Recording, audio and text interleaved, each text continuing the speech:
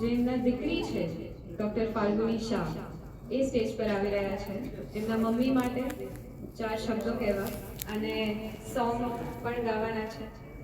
હવે ઓબ્વિયસલી ગાશે જોકે પૂછવાની વાત નથી, ઇન્ટરનેશનલ આર્ટિસ્ટ છે આપણા વચ્ચે, સવાઈ નોટ. જો આ વખતે તાલીઓ માટે કહેવું ના પડે.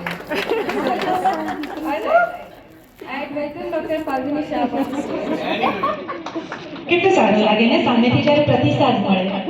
वैसे मुस्कुराहट का कोई मोल नहीं होता, वैसे मुस्कुराहट का कोई मोल नहीं होता. आप जैसे इन रिश्तों का कोई तोल नहीं होता. लोग तो मिल जाते हैं अक्सर बहुत सारे, लेकिन हर कोई आपकी तरह अनमोल नहीं होता.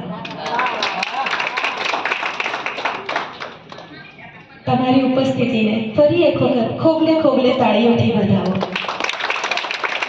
કારણ કે તમે છો તો જ આ કાર્યક્રમની કે આ સેલિબ્રેશનની ગરિમા છે અને એનો આનંદ છે.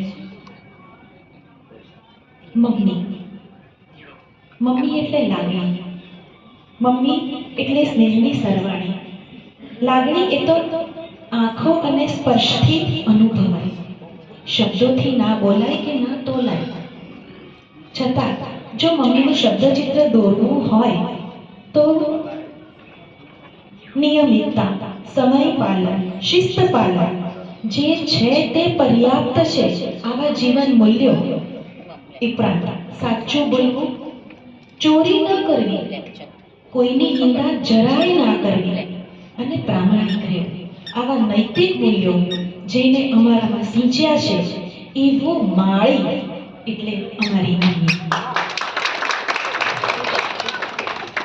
બીજી એક વસ્તુ મમ્મી માટે કહેવી છે કે ઘરના દરેકે દરેક, પછી એ વડીલ હોય કે બાળક હોય, એ દરેકને માટે હેત અને સ્નેહ, માન અને સન્માન રાખનાર એ ગીતાબા. એવું નહીં કે ખાલી પિયરમાં જ, પણ એના સાસરીમાં પણ ઘણા બધાના પ્રેરણા સ્ત્રોત એટલે અમારી આ ગીતા મમ્મી. જમનાબાની પ્રિય બહુ એટલે ગીતાબા. તો મમ્મીમાં તો અસ્તિત્વનો ઉમળકો છે જ આજે, એટલે જ આપણે ભેગા થયા છે. પરંતુ પપ્પા વગરની મમ્મીનું એક કલ્પના કરવી એ અઘરી નહીં, અશક્ય છે. કારણ કે પપ્પા ભલે અત્યારે સદેહ હયાત નથી, પરંતુ ક્યારેય એવું ફીલ નથી થયું કે પપ્પા નથી. એ પહેલા પણ માથે હાથ મૂકતા હતા, અત્યારે પણ પડખે ઊભા છે અને ભવિષ્યમાં પણ એ આંગળી ચીંધીને અમને આગળ લઈ જવાના છે, સાથે જ રહેશે. कोई दौलत पर नाज करते हैं, कोई शोहरत पर नाज करते हैं. जिसके सर पर आप जैसे माँ बाप का हाथ हो वो अपनी किस्मत पे नाज करते हैं. તર્ક શક્તિ, વિચાર શક્તિ, નિર્ણય શક્તિ, પોતાના નિર્ણયો જાતે લેવાના, એ નિર્ણયના જે પરિણામ આવે એ સકારાત્મક રીતે પોતાએ એને સ્વીકારવા, એ જે આવડત છે એ પપ્પાએ અમારામાં કેળવી. અને વારસાઈમાં ખાલી પૈસો જ મળે એવું જરૂરી નથી હોતું, કલા મળવી એ પણ બહુ મોટો વારસો છે. અને અમને લોકોને આ વારસો પપ્પા અને મમ્મી તરફથી મળ્યો છે, જેમાં સ્ક્રિપ્ટિંગ, ડ્રાફ્ટિંગ અને સિંગિંગ, એન્કરિંગ એ બધું આ વારસાના કારણે છે. તો આ બધું જે અમારામાં આરોપ્યું છે એ પપ્પાએ આરોપ્યું. અને અત્યારે આ અમારી જે ધરોહર છે એ મારા થકી આગળ હવે સ્તુતિ પણ તૈયાર થઈ રહી છે. સ્તુતિને પણ આપણે વધાવીએ.